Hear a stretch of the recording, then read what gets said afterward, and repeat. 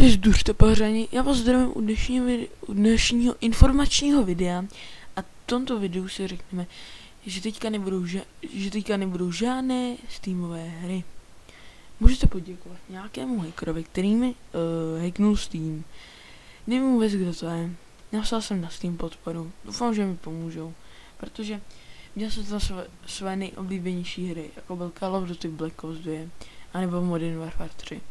Rád bych je chtěl mít zpátky, ale no, nevíme, hackeři jsou bohužel hackeři. Si my nic neuděláme. Takže teda teďka nebudou v žádném případě žádný ze Steamu hry a jo, a ještě vám dám dolů prostě odkaz na Steam a musí tomu totálně zaspamovat ten celý Steam. Totálně celýho. Nebo mě, jakoby prakticky mě, ale jako prostě tam zaspamujte jako těma komentářema.